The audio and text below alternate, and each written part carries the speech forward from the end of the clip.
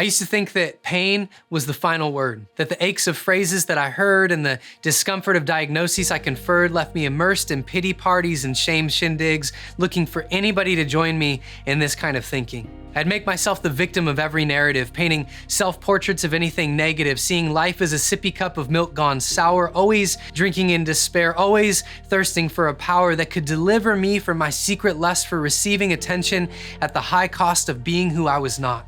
All because I thought pain was my lot and I could never escape the eternal sentence of my internal sickness, of my outward appearances, of my thought life of incoherence. And to an extent, I was right.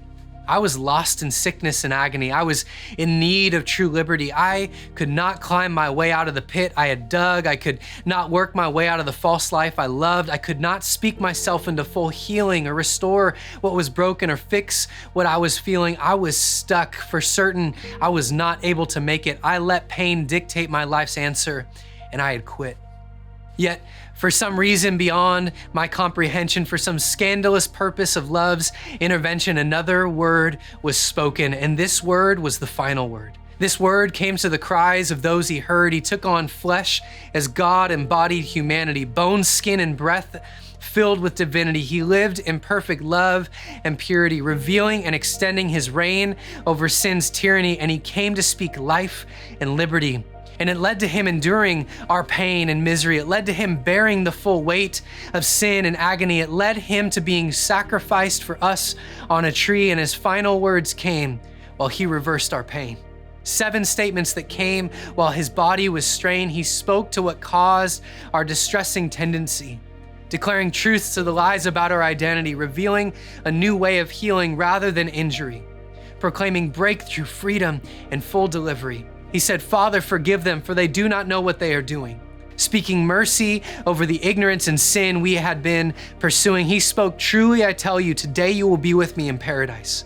Showing that no matter our title, he welcomes us and pays our price. He announced to his mom, "Woman, here is your son," and to his disciple, "Here is your mother," redeeming our relationships and reshaping the way we see one another. He cried out, my God, why have you forsaken me?" Taking the penalty of sin and overcoming it painfully. He stated in his humanity, "I thirst," and fulfilled prophecies, helping us know that no matter the distress, he will meet our needs. "It is finished" was his next bold decree, paying every debt, proclaiming all to live in jubilee. Finally, he declared, "Father, into your hands I commit my spirit." He breathed his last, the earth was shook, and the veil was split. As he released his final words at the place of the skull, he spoke atonement, transformation, and freedom in full. He took on the phrases and diagnoses of pain. He experienced the fullness of every weight and every chain. He drank of our diseases and he tasted of our shame. He bore our agony and entered into our graves.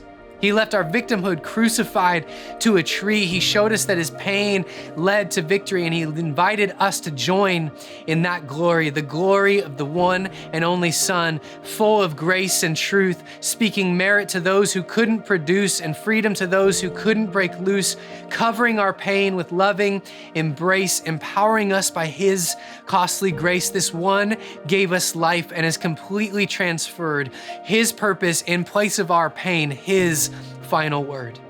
So if you think pain is the final word, if you think that your diagnoses cannot be unheard, I've got another story for you so you can rest assured. This one is Jesus, and he's taken our pain. He's conquered sin, death, and every part of shame. He's spoken out healing and delivers us what we don't deserve. He's taken on our suffering, distractions, and hurts, and today his offer still stands, and over agony he's declared, pain is not the end. His word is the final word.